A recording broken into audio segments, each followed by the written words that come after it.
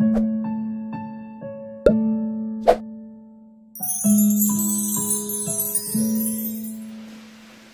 jemaat Tuhan yang terkasih, mari kita bersatu di dalam doa untuk mendengarkan firman Tuhan. Bapa di surga, kami datang kepadamu Tuhan pada hari ini.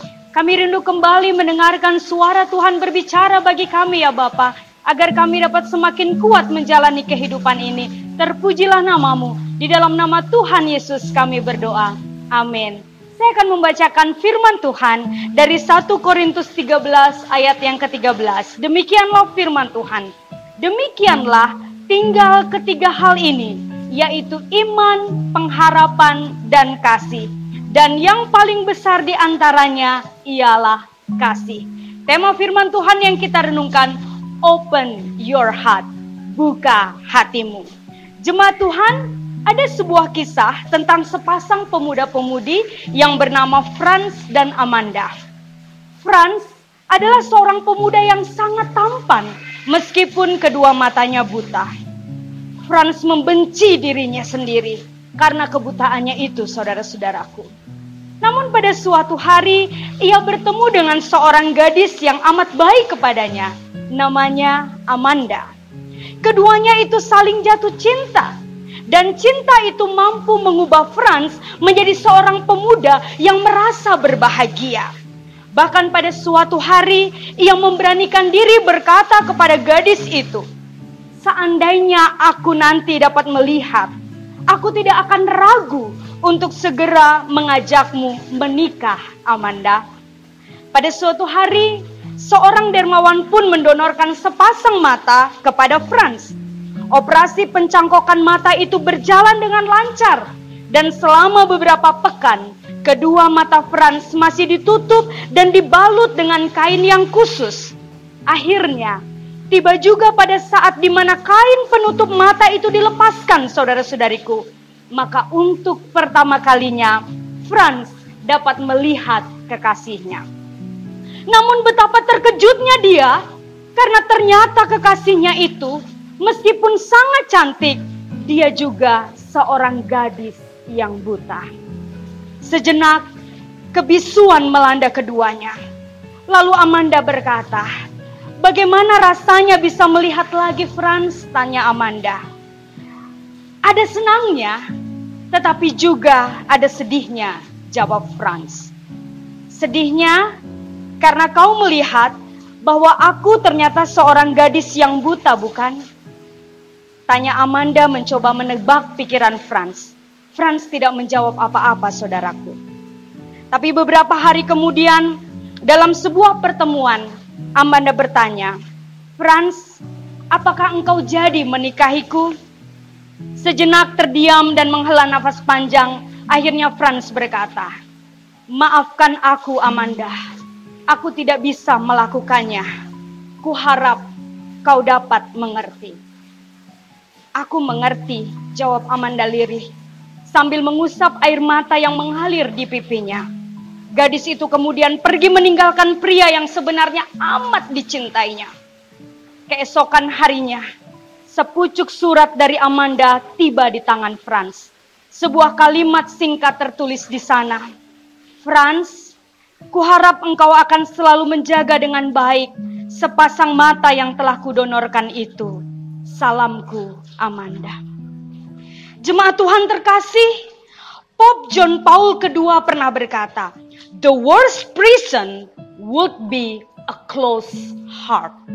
Penjara yang paling buruk adalah hati yang tertutup. Ingat, penjara tidak membuat Paulus berhenti memberitakan Injil. Itu terjadi karena Paulus memiliki kasih.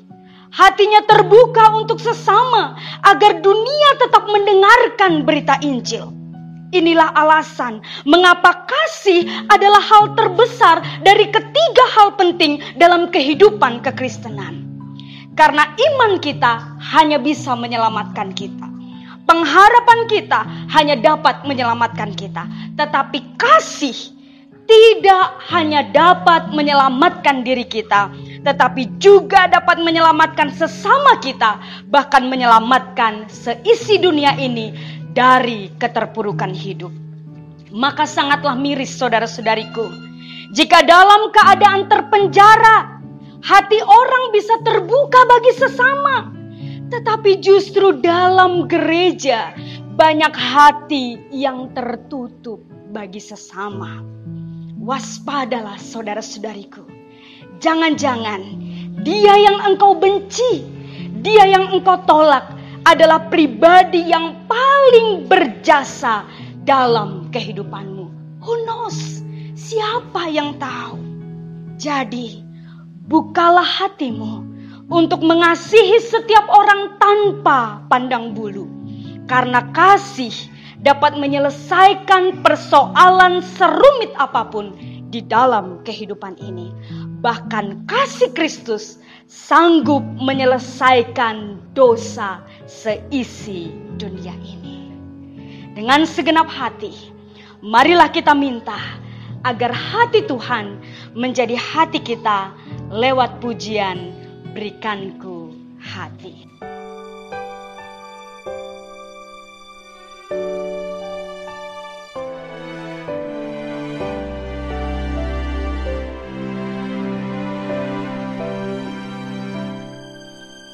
Berikanku hati seperti hatimu yang penuh dengan belas kasihan. Berikanku mata seperti matamu, memandang tuaian di sekelilingku. Berikanku tanganmu untuk melakukan tugasku. Berikanku kakimu melangkah dalam rencanamu. Berikanku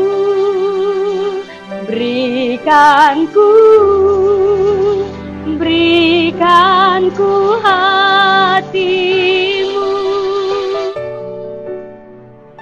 Kita berdoa, kami rindu Tuhan, hatimu yang penuh dengan kasih dapat menjadi hati kami, sehingga kemanapun kami pergi Tuhan, kami dapat menyelamatkan dan memerdekakan sesama kami, bahkan hidup kami berdampak bagi seisi dunia ini. Terima kasih untuk firman Tuhan yang menguatkan kami. Di dalam nama Tuhan Yesus kami berdoa. Amin. Tuhan memberkati kita.